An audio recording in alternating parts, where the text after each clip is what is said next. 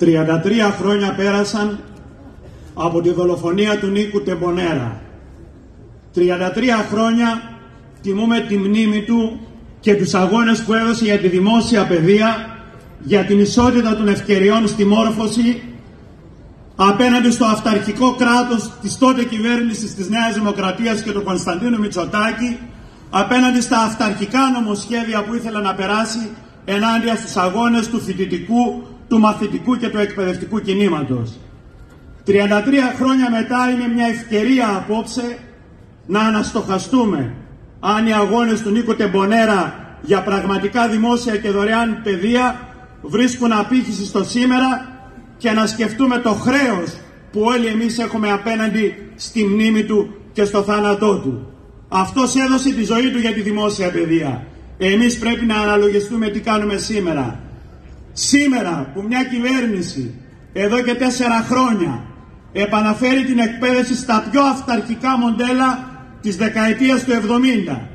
Σήμερα που έχουμε μια κυβέρνηση η οποία δεν σέβεται ούτε καν τους δημοκρατικούς θεσμούς που κατακτήθηκαν με αγώνες και θυσίες, που χρησιμοποιεί τις υποκλοπές, που καταργεί το κράτος δικαίου, που φέρνει στα σχολεία ξανά την ανισότητα.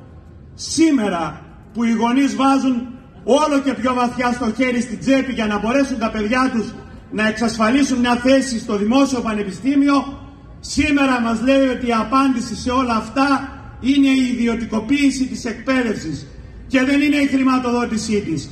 Και δεν είναι το γεγονός ότι 3 χρόνια τώρα μειώνει τις δαπάνες για την παιδεία από το πενιχρό 2,9% στο 2,7% φέτος.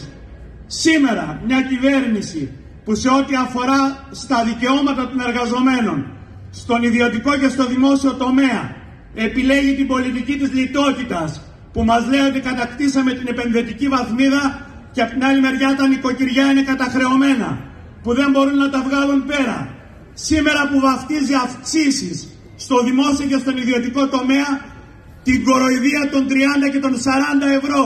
Σήμερα που τα μέσα μαζικής ενημέρωσης στην υπηρεσία της αναπαράγουν κάθε μέρα οτιδήποτε κάνει και δεν αφήνουν καμιά φωνή απέναντι σε όλα αυτά να πει την πραγματικότητα που ζει ο κόσμος. Σήμερα λοιπόν απέναντι στη μνήμη του Τεμπονέρα έχουμε μια μεγάλη ευθύνη.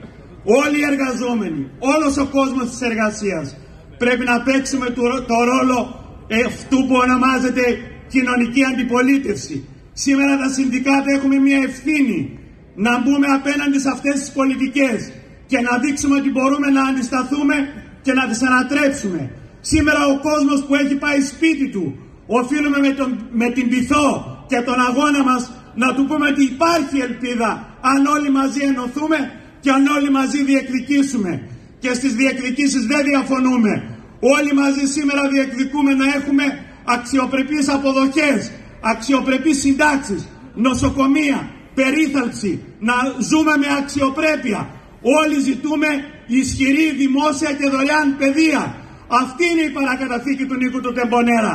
Γι' αυτό οφείλουμε να παλέψουμε, γι' αυτό οφείλουμε να συσπυρώσουμε τον κόσμο.